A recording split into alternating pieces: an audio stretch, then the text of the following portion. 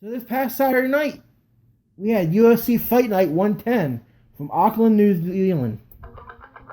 Try to say again, Auckland, New Zealand. There you go. There we go. There you go.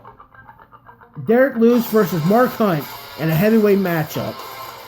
Lewis started off with some big blows to Hunt in the early rounds, but Hunt used his advantage, tiring out Lewis in the later rounds with some hard body blows and technical work to give Hunt the fourth round TKO. Mark Hunt's a heavy hitter, and if he can actually wear you out and then start punching and they start connecting, he's got some heavy hands. He might be big guy and a little bit slower, but make no mistake, anybody that's actually seen anybody watch Mark Hunt lay someone out, whatever he does, he lays them out. Like he hits and it's flush, and it's lights out. Many people watching the fight felt Lewis was still able to fight, and the fight should not have been stopped. Well, the court of public opinion says a lot of things. You ain't the fucking ref in the octagon. You're not Herb Dean. You're not fucking Big John McCarthy. You're not Eve Levine. You're not none of these cats, all right? I'm one of these cats that likes fights too, and I think, oh, that's bullshit. He's still good. We're not trained, man. If their fucking eyes are rolling back in their head and they're not defending themselves, that's it. Because if they keep getting struck, that's where you have problems. Neurological damage, fucking speech impediments, memory loss, pugilist syndrome, CTE, whatever the fuck you want to call it. That's when that shit occurs. I mean, and you know how many times I've seen a fight end where somebody that I've been watching it with is like, oh, that's fucked up. They should have stopped the fight. And I'm like, yeah, they should have. The guy was falling backwards, not protecting himself. Or he's leaning up against the cage, and he's taking blows hard to the face. He's good, he's good. No, he's not. He's getting punched in the face hard as shit. The same crowd crying about Lewis, saying Hunt didn't knock him out. You're the same crowd that said Jose Aldo was still good to fight after Conor fucking flush knocked his ass clean. Slow down the tape. Look at the fucker's eyes when he hits the mat. Night, bitch. The game over. We actually saw that video. I have a video of like all of Conor's fights from start to finish, and that Aldo fight they did a slow motion. And I mean, I'm not gonna lie, Aldo did get a nice punch in on McGregor, but unfortunately McGregor hit first, and it was lights out when he hit him. Listen, and everybody who says, oh, he could have popped right up. Oh, yeah, popped right up and got what? Destroyed? Because he'd have been wobbly-legged and dazed, and then Conor would have just fucking ate his goddamn lunch like it was a fucking Golden Corral buffet. Are you kidding? It wouldn't have ended well for Aldo. Fuck no, dude. That's what I'm saying. These people are stupid. They don't know what they're talking about.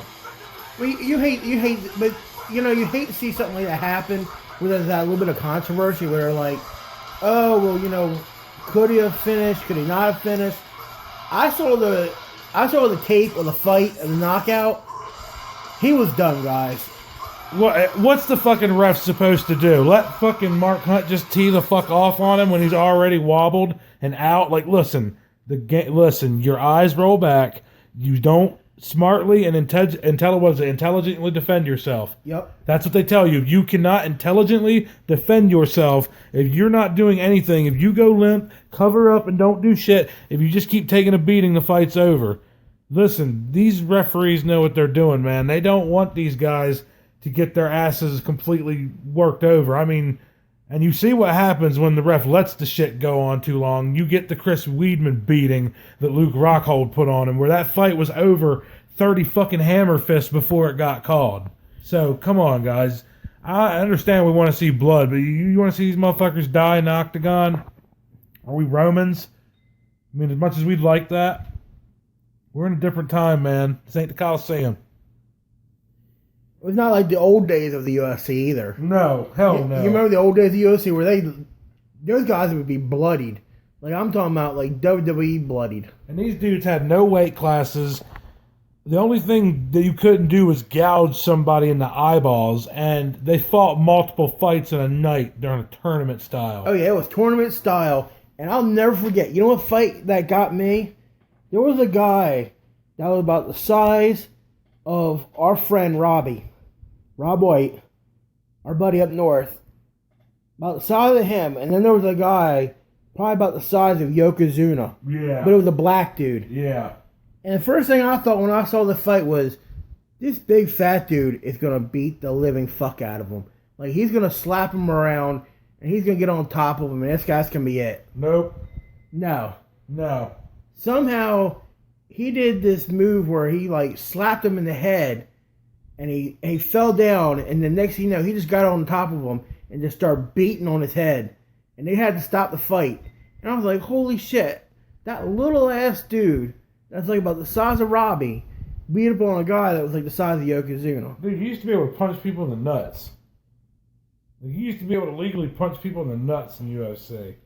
Like a lot of times when you were on top of them and punching them, they let you go for a little while. Oh, yeah. They didn't stop it like now where they're being like more PG and they're like, all right, we don't want this guy to have brain they damage. let you go limp noodle first. I let you go limp noodle and they get punched a couple more times and then they jump in. Right, yeah. They used to be much more brutal. Ain't no shit about that. They're bitch made compared to what they used to be. Dude, listen. Like you guys, like seriously, you guys want to go watch something? Go back and watch like UFC 1 through 10. Ken Shamrock, Dan Severn, Tank Abbott, Tito Ortiz. Watch all those motherfuckers swing. That's back when the shit was wild. Wild, dude. Hoist Gracie. That is where the Gracie name was made. Oh, hell yeah. That, He was actually, I have to say, he was probably one of my favorite fighters to watch. yeah, because he didn't have to beat you up. He could just tap you out. Oh, yeah. Oh, you want to throw a punch at me? Armbar. Oh, I'm sorry. You want to kick leg bar? Oh, you want to armbar? And you're like, God damn, this little slippery motherfucker. Oh, you want to try to shoot on me? Armbar. Nope. Guillotine. Guillotine. Done. Rear naked choke. You're like, God damn, this motherfucking spider monkey. Yeah, like he dive in, next thing you know, he's on his back and he's doing a rear naked choke. You're like, how in the fuck did he do that? Or he's like, does the leg triangle. Yep. And you're just like, damn, dude's on all fours and the guy's on his back. Or an Americana and get him at that little fucking... Oh, hell yeah. Yeah, that's what I mean, dude. Used to be hell yeah. That shit used to be where it was at. Like all the Gracies. All you youngins, you don't know, man. Go back and watch early UFC. You'll learn something. You youngins need to go back and watch UFC like 1 through like 15. Yeah, for real. You learn something. I said 1 through 10. I'm adding 10 through 15 too. Yeah, seriously. You learn from that. That was fighting, not what they do now. I mean, they are fighting, don't get me wrong. But that was like brutal fighting. Like, there used to be no fucking rules, guys. Like bare minimum rules. And you're bare fighting minimum. 2-3 times a night, 4 times a night probably. Yeah, like by the end of the championship match, you're already wore out. You've took beatings from 2-3 other people. It's just nothing like it used to be. So after this fight, Derek Lewis officially retired during a post-conference interview. So he called it quits. He called it quits. I figured that would happen. So in the co-main event, Daniel Kelly didn't need much time defeating Derek Brunson after hitting with a hard left that dropped Brunson.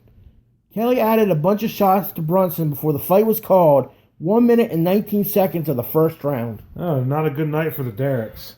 No, not at all. Kelly called out Antonio Silva in the post-fight interview for his next fight.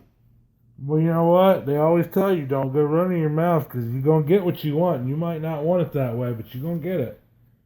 Dan Hooker got the KO win at 3 minutes and 2 seconds of the second round over Ross Pearson.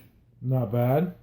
Ian Cutlib got the KO first round win in 22 seconds over Henrique de Silva. Dude, how the fuck? What are you going to kick him in the face or something?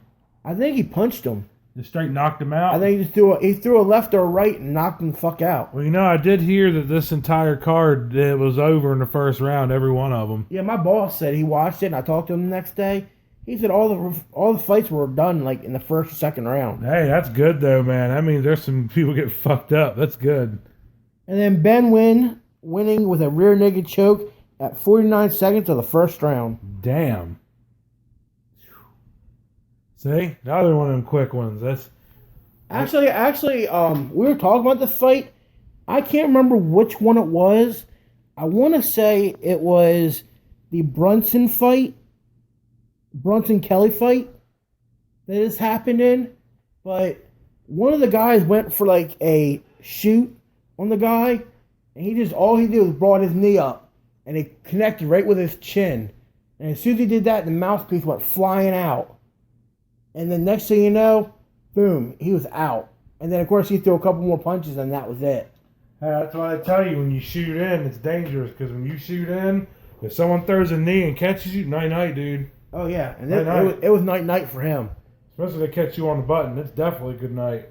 I can't remember which fight it was, but I want to say it was either the Brunson Kelly fight or it was maybe one of the undercard fights.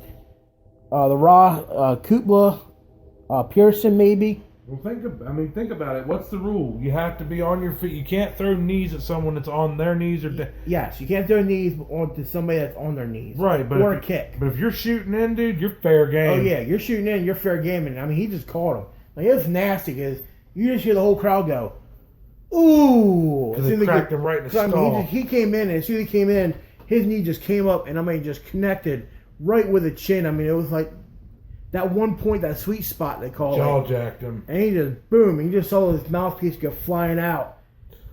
And the next thing you know, you hear Joe Rogan, ooh! And then he's on top of him, and he's just beating on him. That's going to make the highlight reel. But, yeah, that was UFC 110.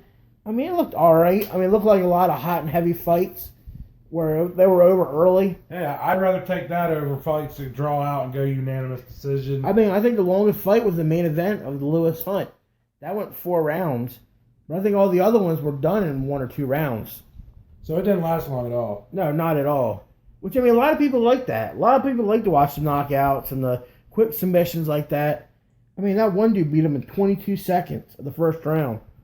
Yeah, you know what? That's good for the fight fans. Oh, it is. It is. It's good for their souls. They want to see blood. They want to see knockouts. Well, they're not going to have to wait long for that. Hey, hold on. What's the saying? Give the people what they want. Right, my friend. Your boy Dana White, he's doing that. Is he?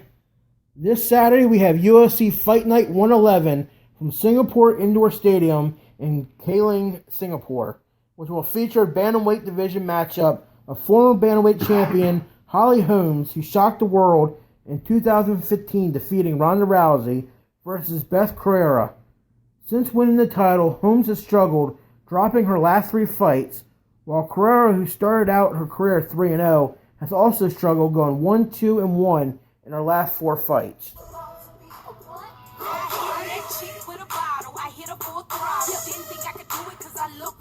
Oh, is it about to be a girl fight? Oh, there's about to be a girl fight. I figured this song was appropriate for that. But that should be a pretty good matchup. Carrera, I've heard of her before, and she's not a bad fighter. I mean, Holly Holmes on the downside. I mean, her claim to fame was that she's the one that finally upended and beat the living fuck out of Ronda Rousey. And what'd she do after that? Nada. She lost 3 fights in a row. She's going to lose another one. She loses this 4th one. Dana White might be kicking her out of the UFC. She is. She's done after this one. You think so? Yeah, she's going to lose to Beth Carrera. You really think Beth Carrera's going to beat her? I do. I think she's going to catch her with a lucky punch. She's going to knock her down, get on top of her. Probably going to be some punches and bunches, and they're going to call it because Holly Holmes' claim to fame was that she was the underdog of underdogs that come out and broke fucking asshole's jaw. Think about it. That bitch ain't never recovered from that. She come out after that and got her ass kicked again. She's shell shocked, dude. I still haven't fought since then. She's shell shocked. She fought one more time after that. Oh, did she? Yeah, she got her ass whooped again. See, I thought she only fought once since her loss. That's what I mean. She fought one more time after the Holly Holmes. She fought total? Oh, no, just once. Just once, yeah. 'Cause I was saying, I know she lost that one fight after Holly Holmes, and then she hasn't fought since. She probably won't. I think she's done. She's shell shocked. She's making Roadhouse. Jeez, don't fucking remind me of that. Roadhouse. Shithouse. I agree with you on that one. Touching Swayze's work, you fucking heathens. How dare you? Patrick Swayze is rolling over in his grave. Swayze fucking told me from the grave that y'all are some pieces of shit, and he's waiting for you. He said that don't worry. He said that right now, Swayze's in purgatory, and he's getting stronger. And he's waiting. So you best be ready. So in the co-main event, we have UFC veteran Andrei Arlovski facing off against former M1 champ Marcia Tybura. I hope Arlovski wins. I'm an Andrei Arlovski guy. He's the crazy dude that used to come in wearing the vampire teeth, and everyone liked him when it was him and Tim Silva. Oh, hell yeah. The guy from Maine, he was pretty good. Like, I remember how cool those fights used to be, because those dudes used to bang hard, and hopefully Arlovski can do something, because I liked him, man. He was pretty cool. Do you remember the? I can't think of the guy's name right now. You might know it if I say who it is. He had long hair, and he looked like kind of like a Guido. Clay Guida? Clay Guida. Yeah, Clay Guida. The carpenter, yeah. That dude, man. That dude could take some punches. Always fucking moving, too, just jerking. And it's like, Jesus Christ, man. This is always jerking, always moving. But that son of a bitch, I saw him get beat on for 3 rounds straight. He still comes. And still comes at him. I was like, how the fuck is he coming after him? He just got the shit beat out of him for 3 rounds straight. So this son of a bitch is on it. He's ready, dude. And then we also have Don Hu Kim versus Kobe Covington in a welterweight matchup, and Tariq Sadifan versus Rafael Dos Anjos in a lightweight division. Oh, Dos Anjos is fighting? Dos Anjos, yeah. Oh, yeah, he'll win. You know Dos Anjos? He'll win. Dos Anjos is good. He'll win. See, you know a little bit more about UFC than I do. No, I don't. I mean, I do know about UFC, but, like, I don't know too much about some of these younger guys that are coming in where you do. Like, I've never heard of that guy before. Well, he's not new and young coming. He's a veteran. I've never heard of him before. Really?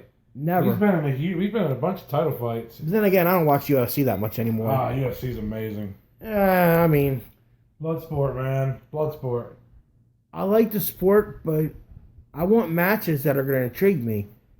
That right there, UFC Fight Night 111 does not intrigue me. Well, you have to remember, we're spoiled. We remember the times of UFC 1 to UFC 50, and then we got spoiled hardcore in the glory years when it was GSP, Chuck Liddell, Tito Ortiz, Matt Hughes, Anderson Silva. I mean, I could go on and on and on and fucking on. We are spoiled, dude. We're seeing UFC trying to come back to that glory where it's like we've got names stacked. Like right now, it's pretty much Conor McGregor's world. He ain't even fought in almost 2 years. You know what I mean? Like it's I don't know. But I mean, this whole lineup just doesn't look. I mean, I want to see Arlovsky fight. I mean, Holly Holmes. I mean, really. I mean, she's probably gonna get beat again, like you said. She's probably gonna get beat again, and be kicked out of the UFC by Dana White. Arlovsky, you want to see that fight, but I mean, the other guy, I really don't know much about him. And then all the other guys, I really don't know much about any of them. It's hard to get into a card when it doesn't have the blockbuster appeal. Believe me, I do understand. It's just, I don't know. I'm a purist. I love blood, so. See, the next event I'm looking forward to is that Bellator fight from New York. Dude, that shit's gonna be good. They got a stacked card. Have you seen that card? I have. It's stacked. That card is absolutely insane. I mean, I'd say probably from top to bottom, I mean, just stacked with great fights. And, it's one of the ones that you have to watch. It's like, it's going to be that good. It's going to be like a UFC 200 or a UFC 100, I mean. Oh, hell yeah. Where it's like a super fight of all these good fights. It's a super card, yeah, hell yeah. So I'm looking forward to that one. I think I want to say there's a pretty good UFC fight coming up too. I think I want to say somebody big is fighting coming up. And the card, I looked at the card and the card wasn't bad. I want to see the next one or the one after that. I know GSP's coming back soon. That's going to be big. Yeah, GSP right now he has that eye injury, and I heard from what I heard it's supposed to be GSP and Bisping in the first fight. See, that's what people want to say. I mean, hell yeah, I want to see that fight. Damn right, that's what I'm talking about. But it's Bellator New York. It's Sonnen versus Silva. That'll be pretty good. I hate Chael Sonnen. No, I know. So that's UFC Roundup. Like I said, I'm probably not going to watch this fight. I'll be completely honest with you, I'll probably be doing something better with my time than watching UFC on Saturday.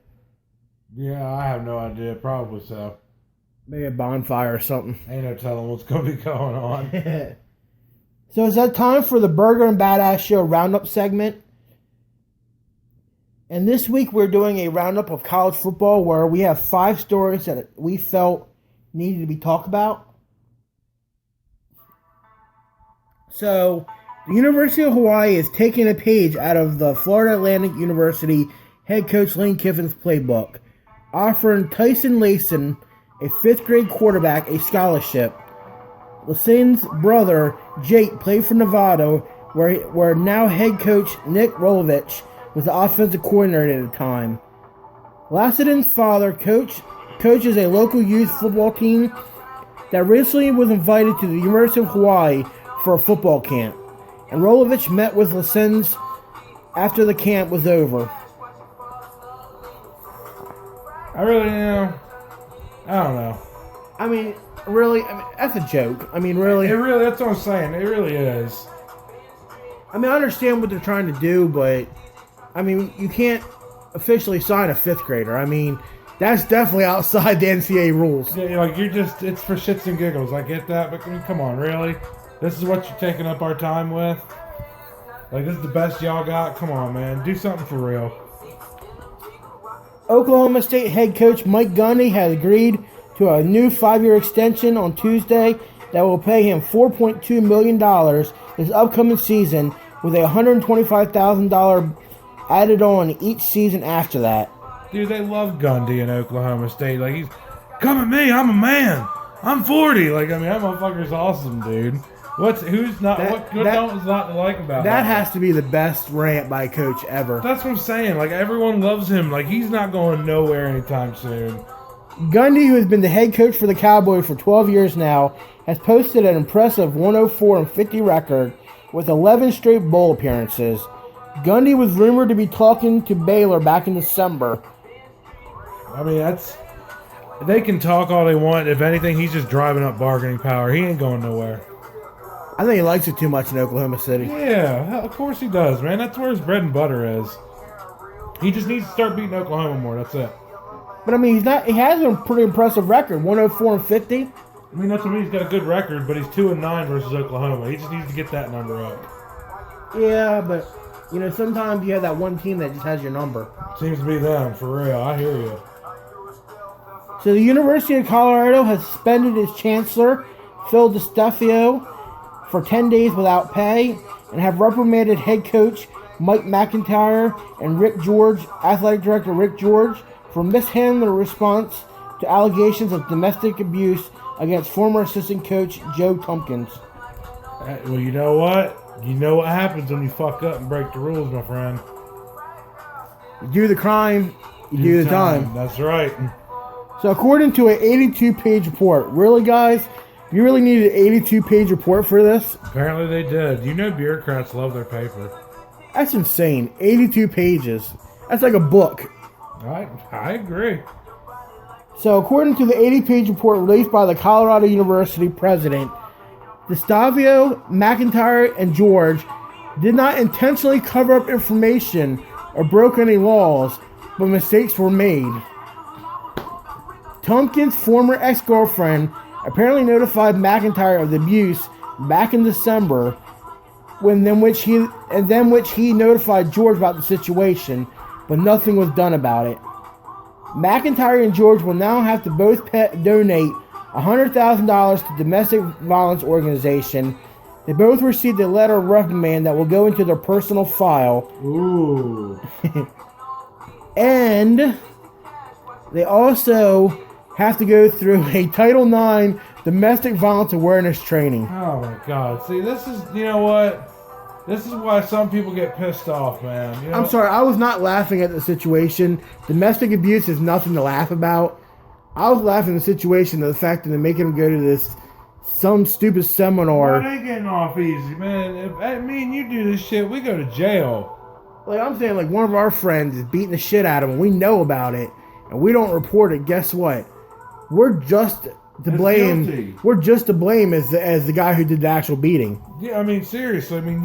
You're not as guilty in my eyes, but you are guilty. You didn't do the beating, but you might as well be an asshole because you didn't stop it. Neither did you. But that's pretty crazy. Suspended chancellor for 10 days. You know what? Coach and athletic director both get in trouble. All I know is that there's a different set of standards for these people, I guess. I guess it's different by state. State law prevails in some areas, I guess. I don't know what else to say.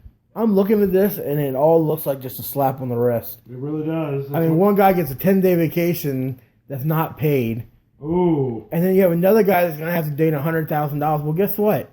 He's probably getting paid a couple $1,000,000 to coach that program. So $100,000 ain't really be that bad. A letter, a reprimand that's going to go in his personal file. Ooh, like Badass said. Are you serious? Oh, what, a fucking write-up? I mean, you know what most people do with write-ups at work? They fucking laugh at it. Here, I'll sign your piece of paper. Go fuck yourself. Get out of my face. Like, seriously? And then the whole Title IX domestic violence class. Give me a fucking break. Really?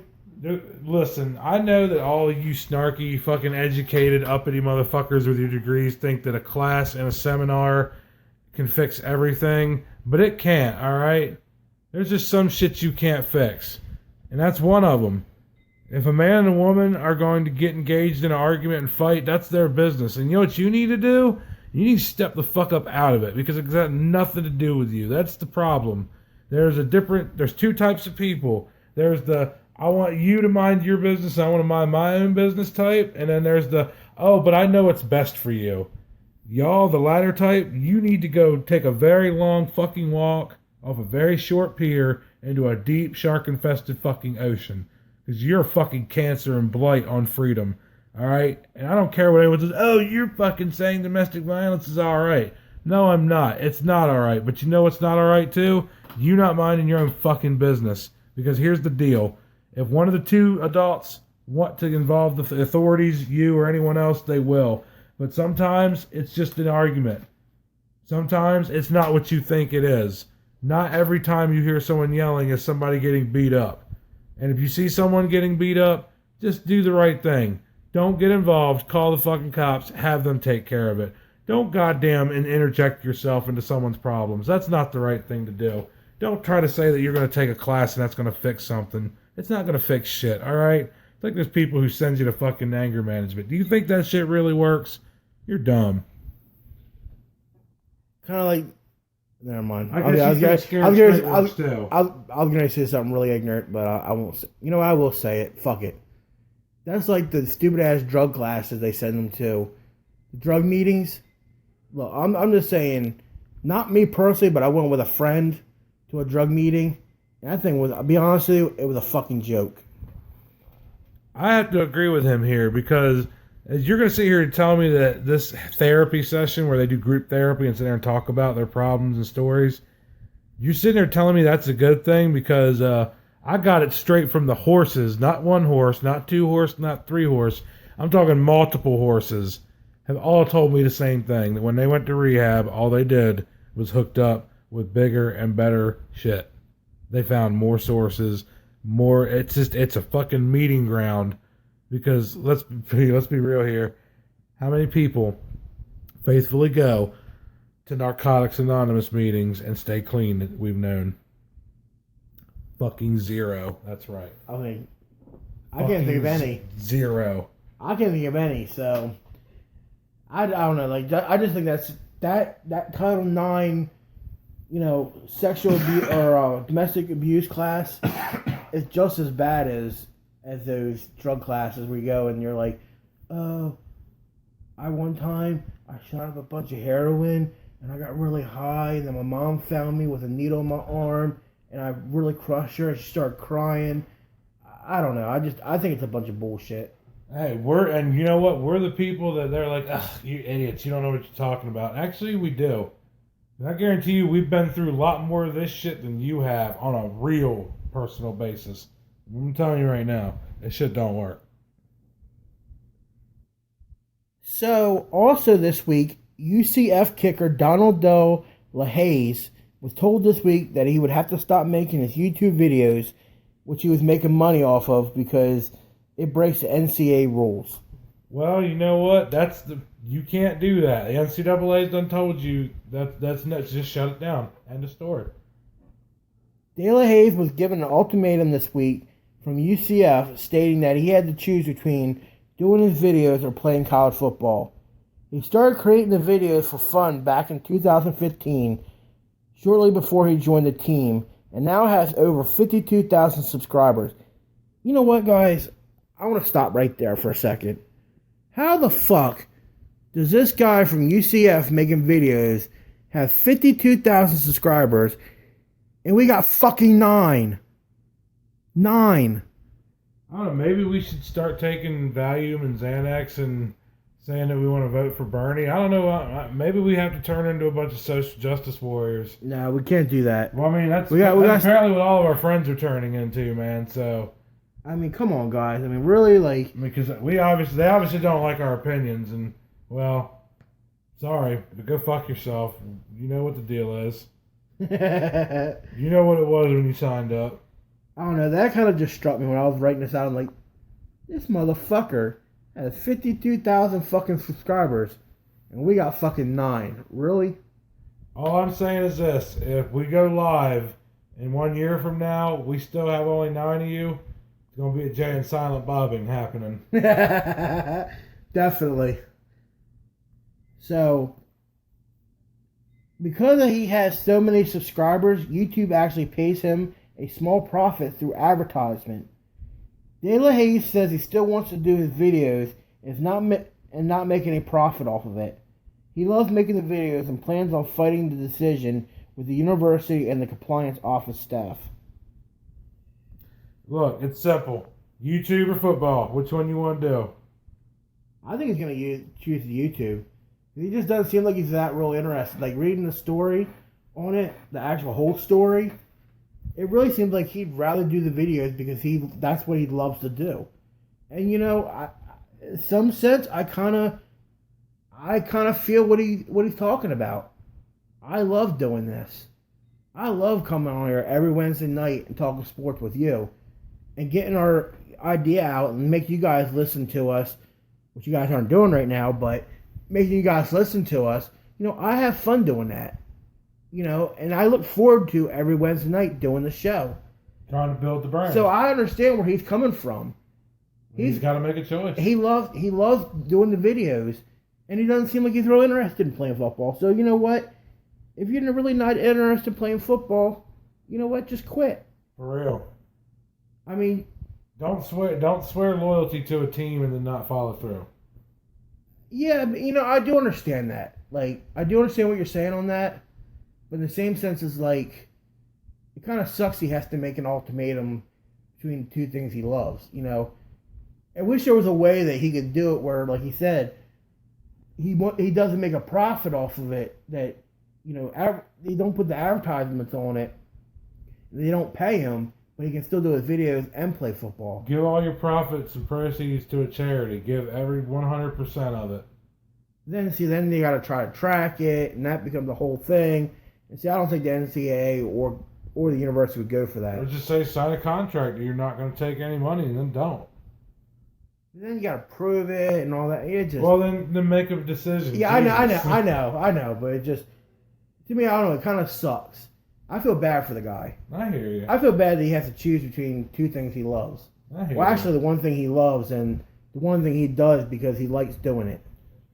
Well, Jimmy Johns has a good quote for this one on their wall. What's that?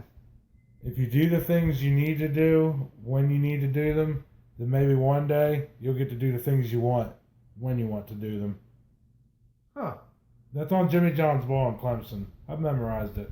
We've ate there quite a bit. Huh. It's a good saying. It's very true. That is a very good saying. Mm-hmm. I like it. Yes. And then finally this week, the national champion Clemson Tigers visited President Trump this week at the White House, which is typically done after a team has won a championship.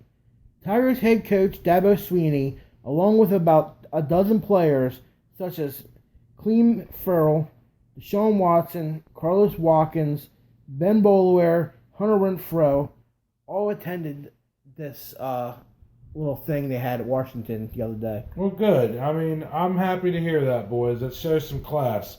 Unlike you fucking Golden State Warriors. Y'all are just classless California trash. That's all y'all are. Yeah, I heard about that. Fucking just a bunch of classless, jerk-off fucking California pieces of fucking liberal shit. Let's just be real. Well, that's like the 7 guys from New England that are going to try to boycott this summer going to the White House. I mean, can we be real for a second? Did anybody boycott going to see Obama at all? Actually, in yes. 8 years? Who? Actually, Tom Brady did the first year. Tom Brady did the first year? Yes, he did. Why? Because he didn't agree with Obama's politics. All right, well then there you go. That argument's out the window then. So there you go. I'm pretty sure it was Brady that didn't. I know it was somebody, and they were big in football. I want to say it was Brady. Well, let me ask you this then. On that note, did they make a huge deal like everyone's making it now? I mean, this is just it's nonstop. They didn't make it as a big a deal because if we did, we would have been talking about it. That's just, I don't know. It just makes me angry. It's like, dude, you won a championship. Go to the White House, shake his hand, shut the fuck up. Enjoy D.C. Enjoy D.C. Go find something to do. Learn about the nation's history. If you even give a fuck to do anything that's going to fucking challenge your intellect, which you meat-headed motherfuckers probably don't.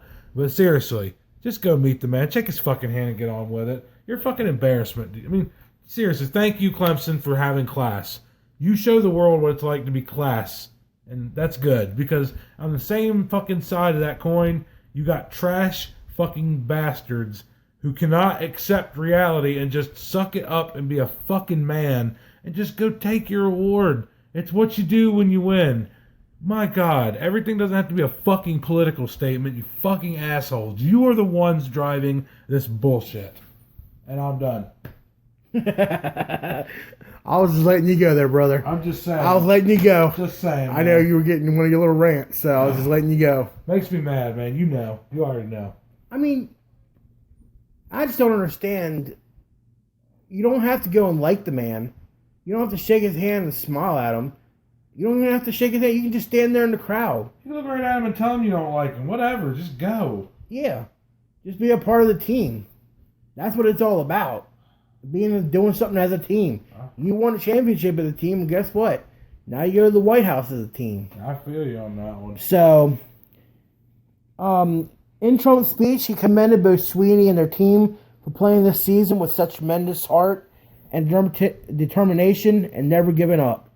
So Trump gave a lot of kudos to those guys. He joked around with Renfro, saying, "Aren't you glad you caught that ball? Because you wouldn't be standing there if you didn't." All I'm saying, Clemson, I love Clemson. I love the people of Clemson. It's a great city. It's a great school. They got a championship. It was huge. It was huge. I'm telling you, and frankly, I think Alabama should have won. But frankly, Clemson was better that night. And it was huge. I love Clemson. I love the people. I love it. Oh, you're so great. I love you, badass. Oh, that's so great.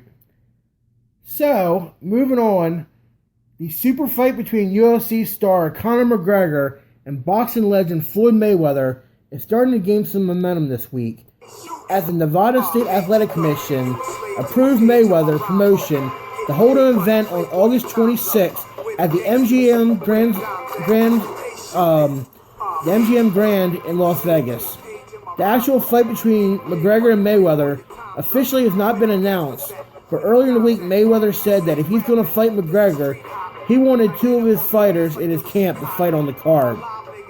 So does this mean that we should expect a big announcement in the next few weeks? Well, according to MMAmania.com, it does not mean it's a done deal, and it will all depend on how much progress Dana White can make with Mayweather's camp in the negotiations. The ball is in Mayweather's court.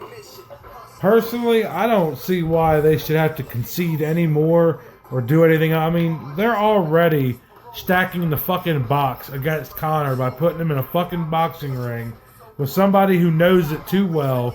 Those fucking boxing gloves are not going to deliver power shots like those MMA gloves. It's a whole different animal, man. Yeah, but Conor McGregor is that feisty Irishman. I want him to fucking knock Mayweather out so bad, but dude, he's going into Mayweather's world. It's just I hate it, but I don't see it, dude. Because you already know he's going to fucking dodge, run, and when he moves in, he's going to hug him. And that's going to be the fight. Dodge, move, hug. Dodge, move, hug. Well, I think we're getting a little ahead of ourselves right now because it really hasn't officially been announced. It just says he's running an event. But right. that actual big fight has not been set yet. No, so the language is deceiving. it is. It's very deceiving by the guys. Oh, absolutely. And they do that shit on purpose. They just want to try to draw you in and think that, oh, that Mayweather McGregor fight's going to happen probably in the next couple months, when it might not actually happen at all. I mean, who knows? Mayweather might look at the contract and be like, well, I want this much more money than what you guys are offering me. And they could say, well, you know, we can't offer you that. And the deal's done. And it's over. And the Mayweather-McGregor fight will never happen. And you know what? And that's very likely that could still happen that way. I mean, it could. That's true. But, okay, we've been talking about this for months now. And each time I've told you I'm at like about 60, 65% on the fight happening. You were like 0%. Yeah. Today, June 13th? June 13th. 14th. June 14th. What percentage do you think of this fight actually happening? Now that all this stuff is starting to fall in place.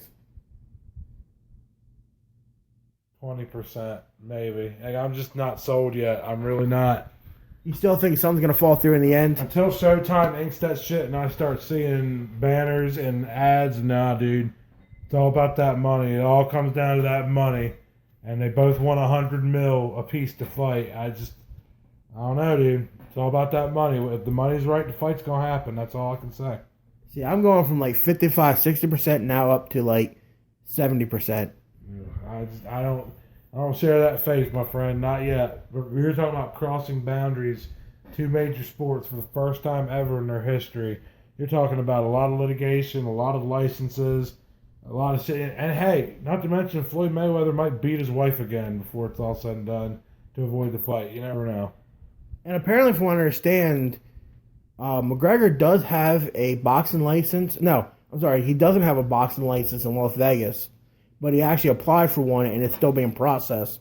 And Mayweather, who has to renew his every year, did not renew his because he retired, 2 years back? So he has to go again and file for a new one. Right. So that's not even done yet. Yeah, but he'll get it if he wants it. Oh, hell yeah. I mean, they'll give it to him. I'm just saying that's some of the other hoops that he's going to have to jump through that they still haven't even crossed the T and dot the I's yet. No, you got to wade through the sea of corruption, ain't no doubt. Plus, you got to wait for Mayweather to see if he even accepts the deal. So right. So we're gonna go ahead and move on to, I know, me and your favorite part of the show, the old lightning round. The old lightning round. That's where we pick 5 stories. We do 1 minute. I do a little intro, and then we talk about it for the last bit of time that we have on the clock. Once that 1 minute hits, you're gonna hear a and that's it. We're done. We're not like that 4-letter network where we just keep rambling on. Running our dick suckers. There you go. I was going to say, as badass to say, running our dick suckers. We're not going to do that. 1 minute ends. We're done with the topic. We move on to the next one. So, badass, I think we should go ahead and jump into it. We got our 5 topics for the week. Let's go ahead and start it up. Former NFL wide receiver James Hardy's body was found in a river in northeast Indiana on Wednesday. Hardy was drafted by the Buffalo Bills in 2008 and played 2 seasons with them before being released. Fort Wayne Police and Indiana State Police are still investigating the cause and manner of his death. I wonder, you think it's homicide or you think it's accidental? I think it's homicide. You think it's homicide? So apparently from the stories I'm reading in the paper, or not in the paper, but in the internet, right? It's saying that he said something to his mom about, if I don't go out tonight, I'm going to die. So, I don't know. Like, something tells me he was in trouble with somebody that he shouldn't mess with. Maybe like a bookie or a drug dealer. I don't know. A gang. I mean, it could be anything. So, I mean... You think somebody put him face first in the river? I think somebody, did a Sopranos and shot him and put him face first in the river. Well, you know what? They haven't released details. That's probably why, because usually they have a killer and they don't want anybody to know what's really going on. All right, topic number 2. Tokyo, who will host the 2020 Olympics, got approval from the International Olympic Committee this week to add a 3-on-3 basketball tournament to the games to try to give a youthful urban feel. Social media blew up this week after the announcement with nothing but praise for the new concept. I mean, I gotta give them credit for trying to spice things up, but it's just, I don't know that's what we really need. Maybe I'm wrong, though. I don't know. I don't know. I'm excited. You think it's going to be good? I'm going to like the 3-on-3 tournament. I mean, I like the basketball, like the international basketball, but a lot of times the USA just kicks everybody's ass. At least the 3-on-3, you're going to have really good games. I can agree with that. On that principle alone, you're going to have more excitement because you're getting to watch only 6 players on the court as opposed to 10. So I can see that, but I don't know. I think you're going to get a lot of college players in there trying to jump in there. Maybe a few pros, but I don't think any of the big pros are going to play. All right, topic number 3. Former Butler basketball head coach Chris Holtmann was hired this week as the new head coach of Ohio State on Friday.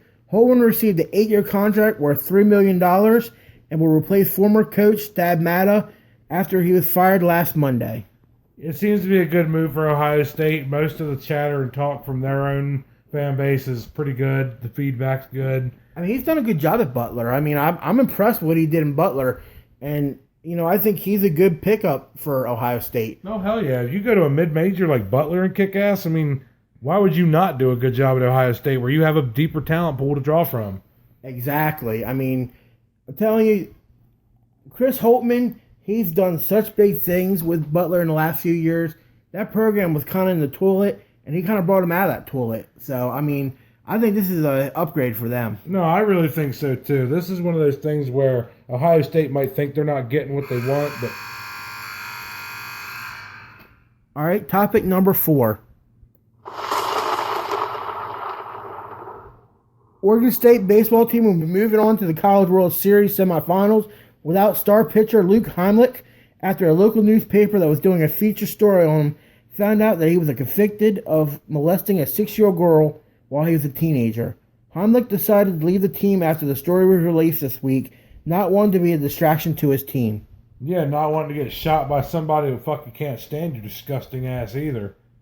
Motherfucking piece of shit. I mean, you know what? That guy right there, I have no words for it. I really don't. Like, that act is so disgusting that while you were a teenager, you molested a 6-year-old girl. I don't want to hear that shit. You didn't know any better. I don't want to hear that. That's bullshit. And now he's saying he wants to be known as somebody that is better, that's moved on from that and is making better. All right, moving on to topic number 5, our last topic of the lightning round. Former NBA point guard Sebastian Telfair was arrested on Sunday and charged with criminal possession of a weapon, unlawfully wearing of a body vest, and possession of marijuana. God damn. Telfair was arrested in 2007 for weapon charges, and if found guilty, he could face up to 15 years in prison. Jesus Christ, I mean, body armor, and dude, what is going on in your life? You gotta wear a vest. You are thugging, son. Are you like living in like downtown LA, like South Central? I mean, are you living in Oakland? I mean, where you have to have a vest, and like from what I understand in the story, he had like 4 firearms. He had like a rifle, like a semi-automatic, you a fucking pistol. Hitman? Seriously, that's what fucking hitmen do. They wear body vests. They have 4 guns. I mean, my God, what the fuck are you doing out there? And apparently he had 2 big bags of marijuana, too. All right, that's the lightning round, guys. And like I said, we're going to do it every week. 5 topics, 1 minute each. And I think it's a good topic. I mean, a good segment. I do. I like the success of it. It's something that we enjoy. It seems like it's kind of improved each week. No, absolutely, because we're getting down pat. We know what we're doing. So, Badass, we had our final story of the night. And we always like to end the show with an interesting story. And this week, Badass, you actually found our final story of the night. So why don't you go ahead and tell the audience a little bit about our final story of the night. This story is a great one, people, because this affects everybody. Every little man, every common guy, every one of us. In Baltimore, there is a soccer team called FC Cristo. And at first glance, they don't mean anything. They're just a beer league soccer team. They're working class Joes. They do their 9 to 5s. They don't practice. They only play on Sunday. They're like me and you. They only play a sport one day. They go back to work because they got families, they got jobs, they got responsibilities. These cats put themselves into a tournament in which all soccer teams can participate in a certain tournament. I do believe it's the U.S. Open in soccer. Well, every team plays in this, including these beer league teams, these small cats. So they joined. They beat in the amateur pool because they put all the amateur teams in a pool first before you even get to the better competition in this. They beat everybody that they had to beat in that to emerge as that champion. They then played one semi-pro team. A team that gets paid to practice and paid to play. These are guys that are aspiring to be in MLS soccer, and there's legitimate talent buried in those teams. They're good. So what's this FC Cristo do? You expect them to go out there and lose like 2-0, 3-0, maybe score a goal. No, they went out there and won. And everyone was like, wow. So they advance in the tournament. And they keep going. And they go against another semi-pro team that's slightly better than the one they just faced. And again, we're talking about MLS-loaded talent here, people that are trying to make it up to the higher levels of this thing. Like a Ronaldo? No, way below that. But that's what I mean. These are semi-pro teams, and they're trying to get to that next level, but they're good. You know, these are guys that should easily crush these FC teams that are just little nobodies. So what happens? FC Cristo wins again. Everyone's like, holy shit, that lightning struck twice in the same spot. There's no way. Like, how are these guys doing this? These guys aren't pros, they're amateurs. So they go all the way to the championship round because they won that game. And guess who they faced? DC United, an MLS soccer team, one of the co-founding members of MLS, multiple championship winning time DC United, a pro team who gets paid to be good. And I'm talking, this is the Ronaldo types. These are the guys who get loaned to the teams overseas. These are the guys that are that good. They played FC Cristos, this little beer league joint. These cats, these working class guys took the pitch against DC United. And they scored the first goal and had DC United on their heels all the way to halftime. And guess what? Even when DC United tied it up, they were tied at 1-1 until the 82nd minute of the game. For all you who don't know soccer, that's 8 minutes to go plus stoppage time. Maybe 10 minutes, 12 at the most. These are fucking professionals who have struggled with these cats from Baltimore who are not professionals. They're just average guys. And they took the lead. I mean, their fans dogpiled them on the corner kick when they took the lead because they had done the impossible. They did the next best thing to winning the game. They scored and drew first blood on DC United. Tied them at the 82nd minute, and if they had enough gas, could have possibly beaten them. I want you to understand that these amateurs not run out of gas and had the same amount of stamina, they could have possibly beaten DC United. That's the fucking underdog story of the year. These guys are the regular people, man. They're not getting contracts. Now they might. That's crazy. Man, I wish I'm not a big soccer guy. Like, I do like watching the World Cup, but I'm not a real big soccer guy.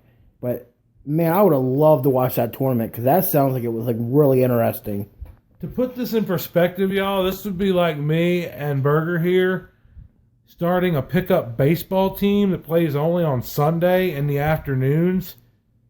And that's like us entering a tournament in which we start playing other teams like us and we beat all of them. And then we go play the Columbia Fireflies and we beat them. And then we go play the Shorebirds and then we beat them. And then we play the Yankees and damn near beat them. It's the same principle. It's one up for the average guy. Just because you're a pro don't mean you can't be beat. Because them cats just proved it. Because they even took one of the best teams in MLS soccer and took them to the brink. Let that sink in. For all y'all who say you can't do something, bullshit. Yeah, you can. That just shows that on any given day, an average Joe can come out and beat a pro. And that's what we love about sports. Because on any given day, You just make sure your friends are there. Make sure all your peoples are there. You just might get embarrassed. See, when I heard you telling that story, it made me think of like movies like The Longest Yard or The Replacements with Keanu Reeves. That underdog where they're not expected to win it, and they come in like The Replacements. These guys get hired off of regular jobs, doing the regular jobs, and become football players because the guys that are getting paid tons of money feel like they're too good for themselves and they should get more money, so they go out on a strike. And they bring the replacement players in, they play the season, and they end up winning at the end. And then right at the end, the guys that were the ones that were on strike come back, and guess what happens to the replacement guys? They go back to their ho-hum jobs. They go back to pumping gas. They go back to serving beer. They go back to changing oil. The regular guys like us, man. I love that story. That's a great story. It is a good story. Trust me, I heard that and I was like, that is a sports story worth talking about.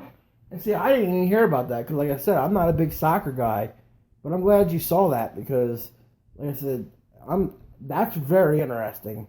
Like I said, I'm not a big soccer guy, but I wish I would have watched it.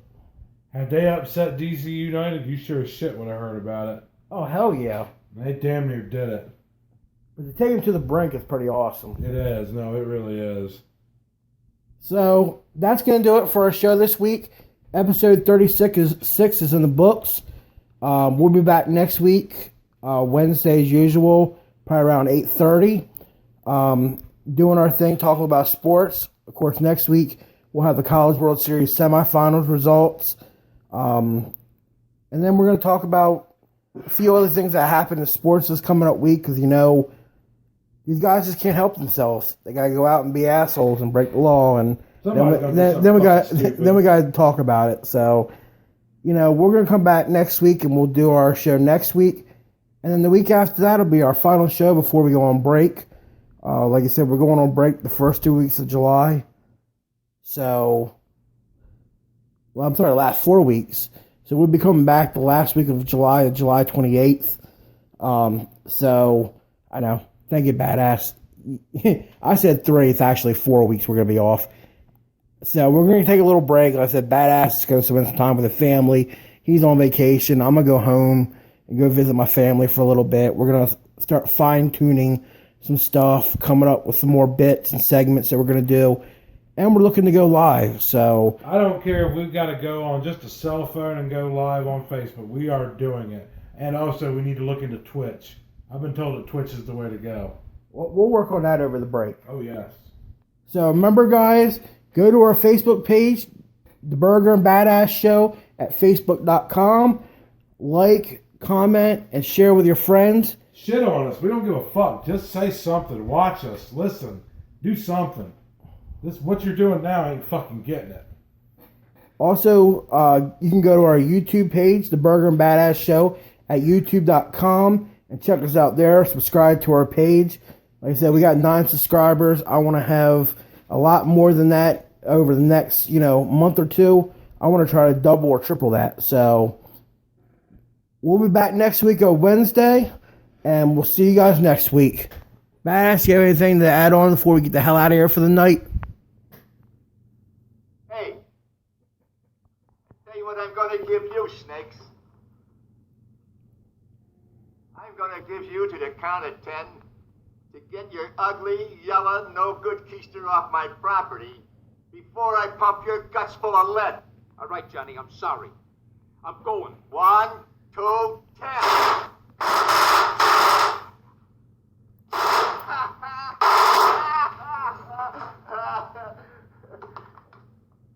Keep the change, you filthy animal.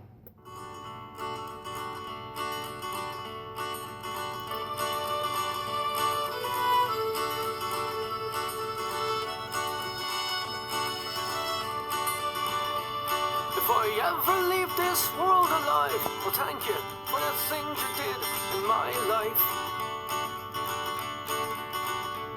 If I ever leave this world alive, I'll come back down and sit beside your feet tonight. Wherever